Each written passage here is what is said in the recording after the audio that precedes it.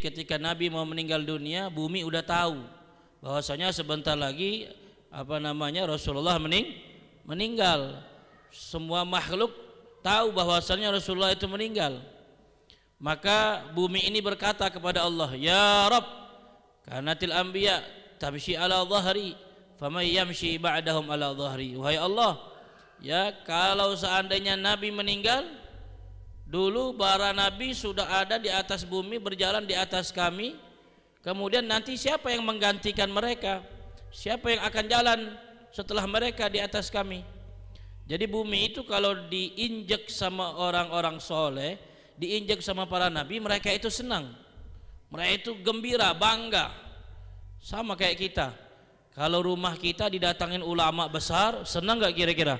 Senang. Bangga gak? Bangga. Ulama besar datang ke rumah, pasti kita minta doa. Ya, itu terakhir.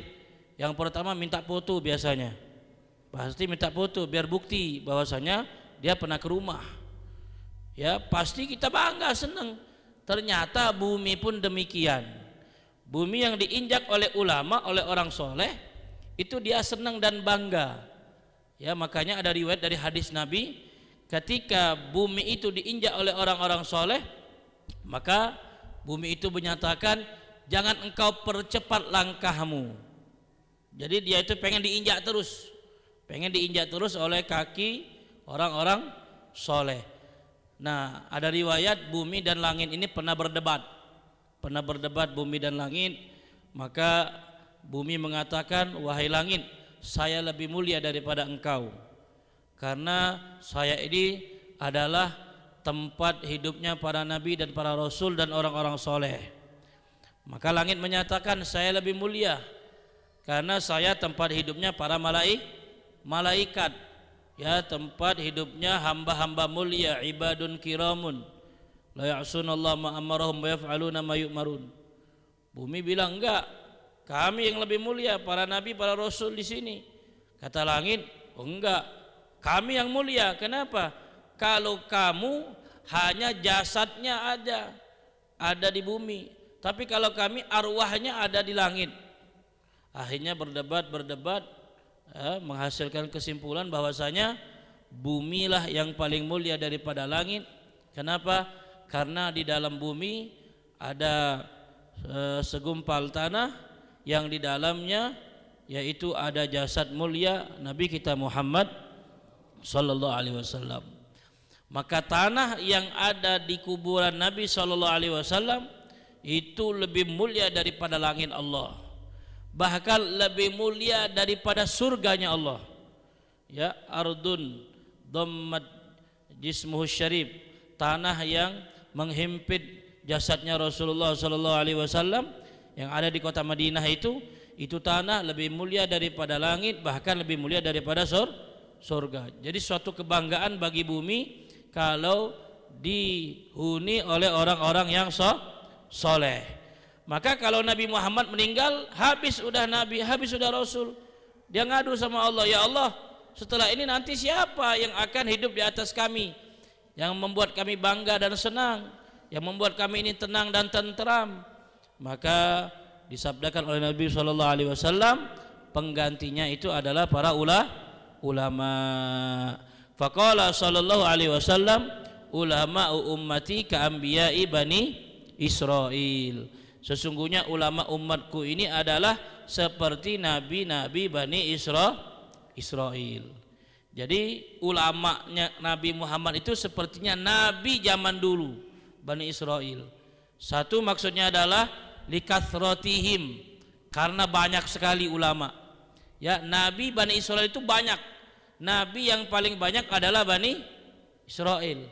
Tapi Bani Israel adalah orang yang paling sering membunuh Nabi, paling sering orang yang menghina Nabi. Maka zaman sekarang jangan heran, Israel itu sampai sekarang orang Islam dibunuh. Kenapa? Nabinya saja dibunuh, apalagi orang lain. Nabi mereka sendiri mereka bunuh. Kemudian diibaratkan dengan para nabi, kenapa? Karena kecerdasan mereka, karena keilmuannya. Likathrati ulumihim, ilmu yang sangat luas. Jadi luasnya ilmu para ulama kita ini seperti ilmunya para nabi. Dan ini diceritakan oleh Habib Umar, pernah terbukti bahwasanya suatu hari Nabi kita Muhammad sallallahu alaihi wasallam ketika bertemu dengan Nabi Musa alaihissalam. Nabi Musa alaihissalam ya waktu itu dalam mimpi seseorang ulama, banyak berkumpul di situ para ulama, dan di antara yang ada di situ adalah Nabi Muhammad dan para nabi termasuk Nabi Musa. Nabi Musa protes, yaitu protes tentang hadis ini. Wahai Nabi Muhammad, engkau menyatakan ulamamu itu seperti nabi kami. Masa ulama seperti nabi? Kalau memang begitu, mana buktinya? Ulama seperti nabi itu mana buktinya? Kata Nabi Muhammad, ada nggak di sini Muhammad Al-Ghazali? Dipanggil, datanglah Abu Hamid Muhammad Al-Ghazali. Itu katanya buktinya. Lalu Nabi Musa dialog sama Imam Ghazali. Kemudian Nabi Musa menyatakan, man ismuk? Siapa namamu? Lalu beliau menjawab, Abu Hamid Muhammad, namanya Muhammad bin Muhammad bin Muhammad bin Ahmad Al-Ghazali. Akhirnya Nabi Musa protes, yang saya tanya namamu, bukan nama bapakmu, nama kakekmu, nama daerahmu. Al-Ghazali, daerah dia Ghazal. Maka Nabi Musa protes, kamu ini ditanya nama tapi jawabannya panjang, kenapa? Katanya ulama seperti nabi, kok jawabannya begitu? Nabi Muhammad SAW hadir pada saat itu. Maka Imam Ghazali bilang, ya Rasulullah, ujibul kalim, apakah saya boleh jawab Nabi Musa? Kata Nabi Muhammad, jawab, silahkan jawab. Akhirnya dijawab oleh Imam Ghazali, wahai Musa, wahai Nabi Musa, dulu engkau waktu ditanya oleh Allah Subhanahu wa taala, wa ma tilka biyaminika ya Musa, apa yang engkau bawa dari tangan kananmu itu apa? Allah cuma nanya yang kamu bawa apa, tapi jawabannya banyak. Apa jawabannya? Qala hiya asaya, itu tongkat saya, atawakkau alaiha, yang jadi pegangan saya kalau jalan, wa husyu biha ala ghanami, untuk mengusir kambing-kambingnya, waliya ma'a fiha ma'aribu ukhra, dan untuk kebutuhan lain. Allah hanya nanya apa yang engkau pegang, tapi kamu jawabnya banyak. Ya, itu tongkat saya untuk berjalan, untuk ngurus kambing, dan untuk kebutuhan lain jawabannya 4. Sama, saya juga jawab 4. Hanya Nabi Musa ketawa. Benar wahai Muhammad, umatmu ini ulamanya seperti nabi, katanya. Ya, di debat Nabi Musa oleh Imamul Ghazali. Jadi ya kata Nabi Musa baru diakui bahwasanya ulama Nabi Muhammad itu seperti para nabi.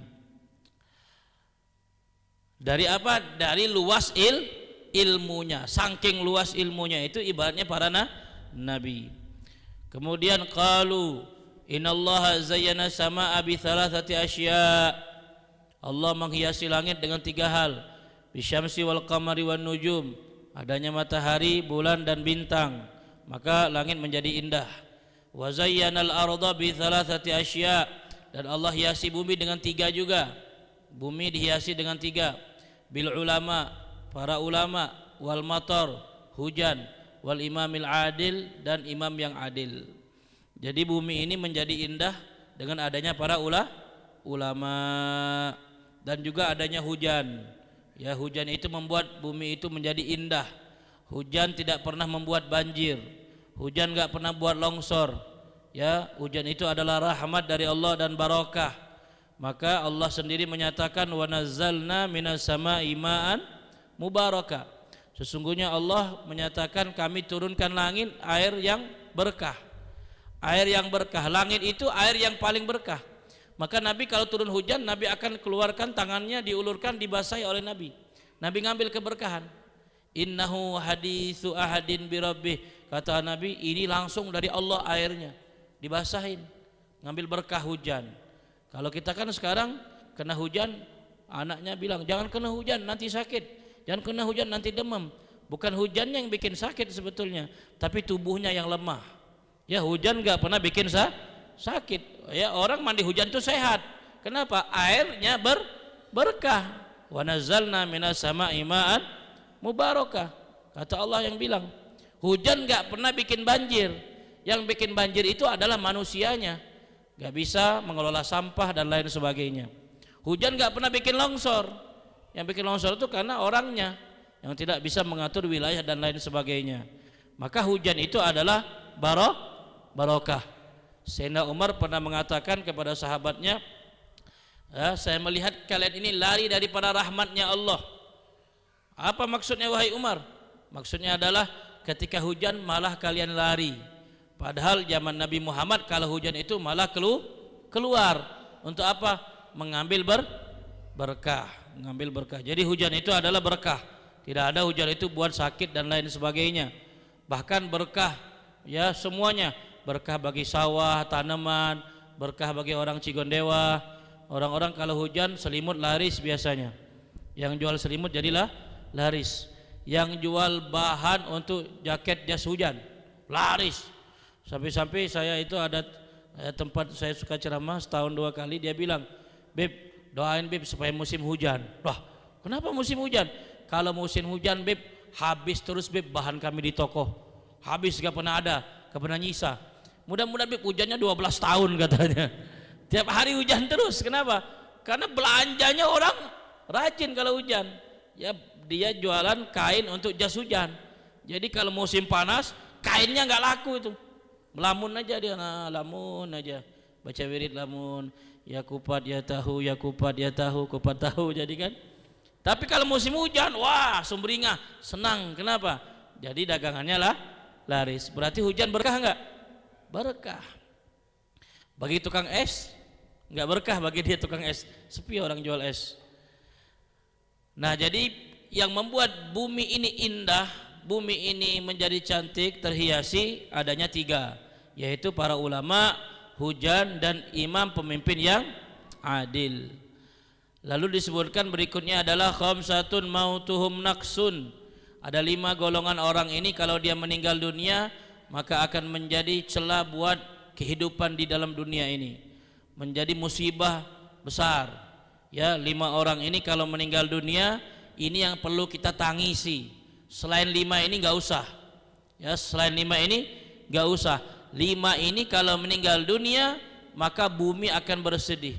Bumi akan menjadi naksun, menjadi celah, menjadi kekurangan, menjadi dampak musibah buat umat manusia. 5 orang ini kalau meninggal kita harus nangis. Selain 5 ini nggak usah. Siapa itu yang pertama? Muallimul Quran, guru ngaji.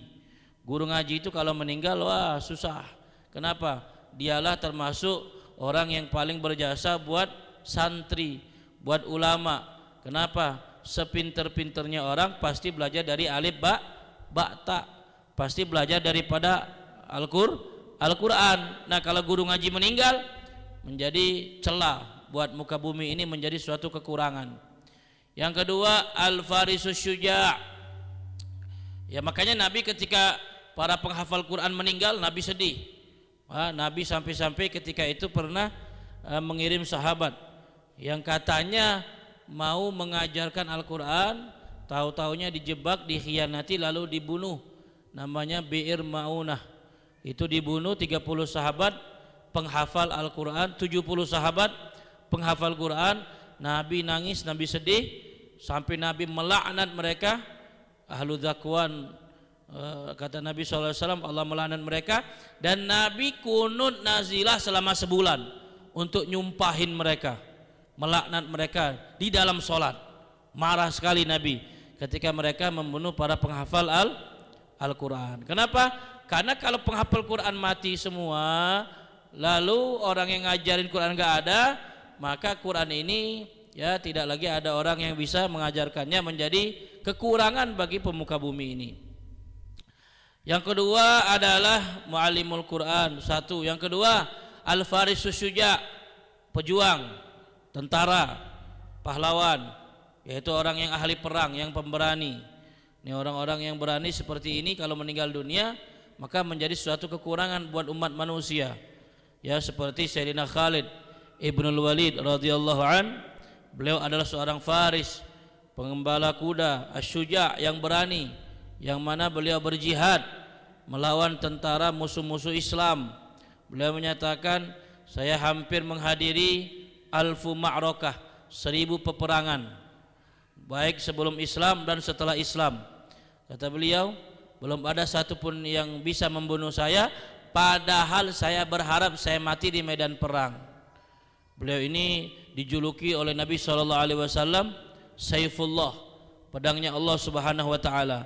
Dulu di zaman beliau, ya, negara yang paling berkuasa di dunia itu adalah Romawi. Romawi itu adalah negara yang paling berkuasa, yang paling hebat. Seperti kalau sekarang ini Amerika, ya, Romawi itu menguasai sepertiga kekuasaan dunia pada saat itu. Sepertiga kekuasaan dunia dia yang menguasain. Jadi Romawi ini nggak akan bisa dikalahkan, ya, nggak bisa. Kenapa? Tentaranya banyak dan juga pasukannya banyak, senjatanya banyak. Tapi dikalahkan oleh Sayyidina Khalid Ibnul Walid radhiyallahu an. Beliau menyatakan, kami membawa pasukan yang mana pasukan kami ini adalah penghirup darah. Penghirup darah katanya. Minumnya minum darah. Takut musuhnya gemeter. Ya, dengar orang bisa minum darah. Artinya apa? Pembunuh handal. Orang-orang yang jihad yang hebat. Akhirnya Khalid bin Walid lah yang memenangkan peperangan tersebut. Maka beliau ini termasuk orang yang kalau meninggalnya ditangisi oleh semua manusia. Bahkan Sayyidina Abu Bakar radhiyallahu an beliau menyatakan, aqamatin nisa ayyalidna mithla Khalid. Aqamatin nisa, hakim itu artinya mandul, artinya enggak akan bisa lagi seorang ibu melahirkan seorang anak seperti Khalid. Khalid ini adalah orang yang paling dicintai Sayyidina Abu Bakar As-Siddiq radhiyallahu an, tentara yang paling diandalkan oleh Sayyidina Abu Bakar As-Siddiq. Orang-orang yang berani membela Islam. Sekarang seperti di Palestina. Di Palestina itu banyak sekali orang-orang yang berani membela Islam, seperti Hamas dan juga seperti tentara yang lain.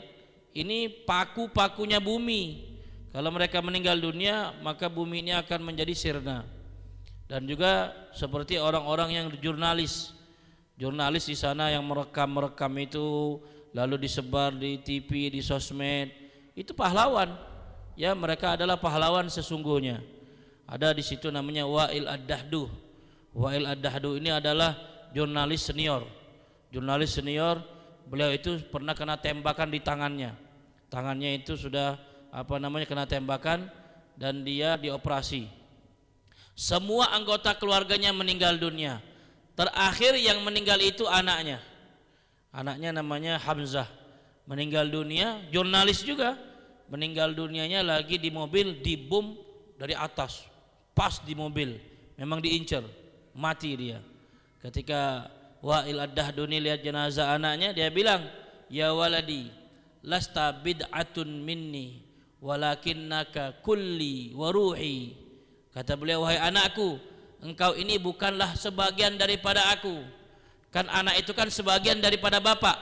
Seperti Nabi bilang, Fatimah adalah sebagian dari saya.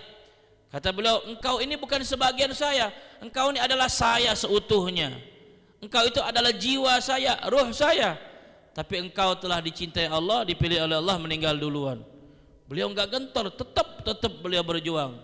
Ini bukan pilihan kita, ini adalah takdir daripada Allah Subhanahu wa taala. Nah, mereka ini wafatnya mereka ini adalah yang perlu kita tangisi. Orang-orang berjuang untuk Islam. Yang ketiga, Al-Ghaniyul Karim, orang kaya dermawan, para donatur. Kalau ada orang kaya meninggal, para donatur, nangis kita, nggak apa-apa, boleh. Nggak bisa nangis, pura-pura nangis saja, pura-pura. Sedih, kenapa Pak Haji udah meninggal, padahal beliau itu yang jadi donatur di Al-Maqam. Sedih boleh nggak? Boleh. Tapi kalau orang kaya yang pelit meninggal, alhamdulillah, hilang beban warga negara. Mati aja biarinlah, nggak ada manfaatnya. Ya, kalau orang pelit nggak ada manfaat. Tapi kalau orang kaya dermawan, para donatur meninggal, patut kita sedihkan. Ya, kenapa?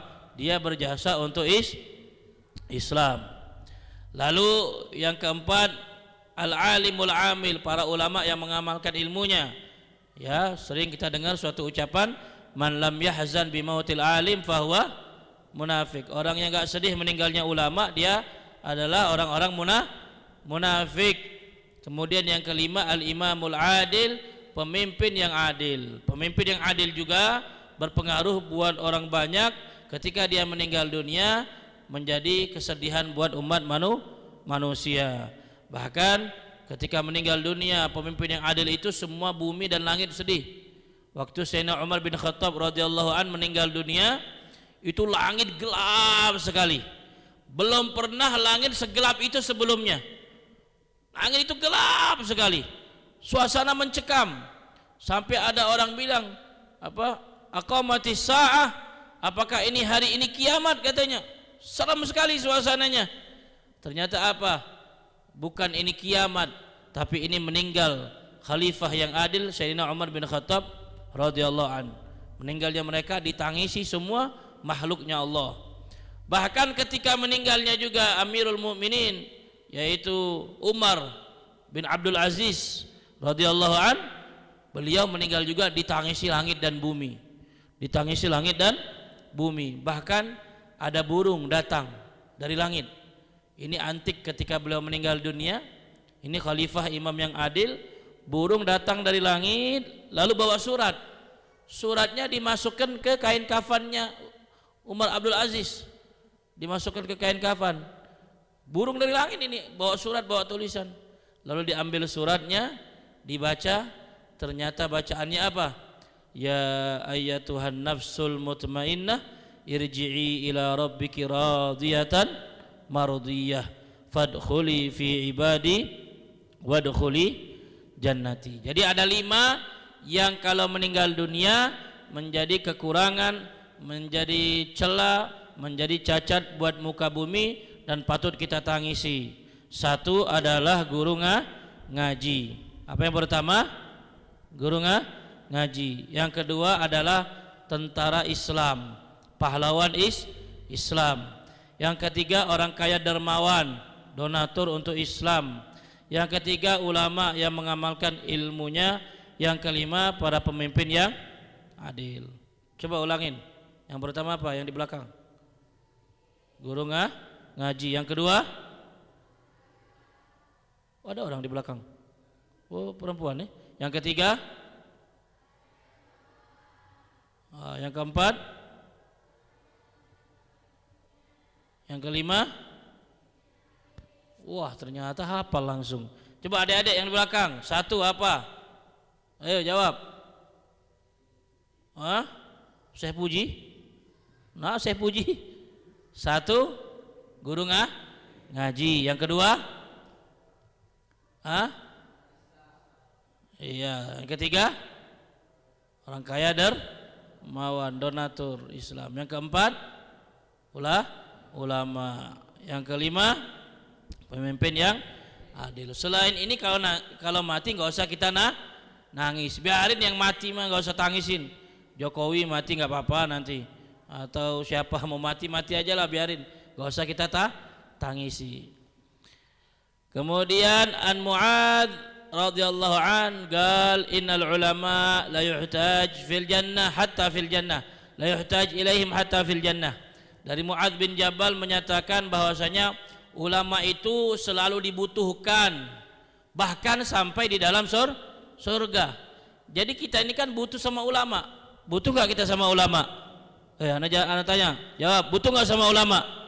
Butuh. Di dunia butuh nggak? Di surga nanti untuk apa ulama di surga? Ya, kalau di dunia kan nanya-nanya, belajar. Di surga kan nggak belajar lagi.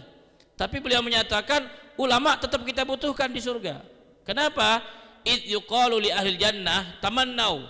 Nanti ketika disebutkan penghuni surga, woi penghuni surga, mintalah apa yang kalian minta kepada Allah. Tapi tamannau itu artinya berharap, ya. Jadi di surga itu kita ngebayangin aja langsung ada tanpa kita minta. Jadi di surga itu lintasan hati kita langsung Allah berikan. Ya kalau bahasa kita minta lah. Akhirnya orang-orang surga bingung mau minta apa ya kira-kira? Apa yang kita butuhkan? Apa yang kita mau? Nah, pada saat itulah mereka bertanya kepada ulama. Berarti sampai di surga pun kita butuh dengan ulama. Qad warada annahu yuzanu midadul ulama ayal hibrul ladzi yaktubuna bih farjahu ala dami syuhada. Riwayat menyatakan bahwasanya ketika ditimbang tinta pena ulama yang mengarang kitab, ditimbang lalu dibandingkan dengan darahnya orang-orang yang mati syahid, maka tintanya lebih berat daripada darahnya orang yang mati syahid. Jadi tintanya ulama yang ngarang kitab ini lebih hebat daripada darahnya para syuhada. Kenapa? Karena Nabi menyatakan anna awwalu may yashfa' al mursalun thumma an-nabiyyun thumma al ulama thumma syuhada. Yang pertama beri syafaat nanti di hari kiamat yaitu para rasul, para nabi, para ulama dan para syuhada. Nabi mendahulukan ulama di atas syuhada, berarti tintanya para ulama lebih hebat daripada darahnya para syuhada. Kemudian yang terakhir, warada 'anin Nabi sallallahu alaihi wasallam rak'atun min alimin khairun min alfi rak'atin min jahil.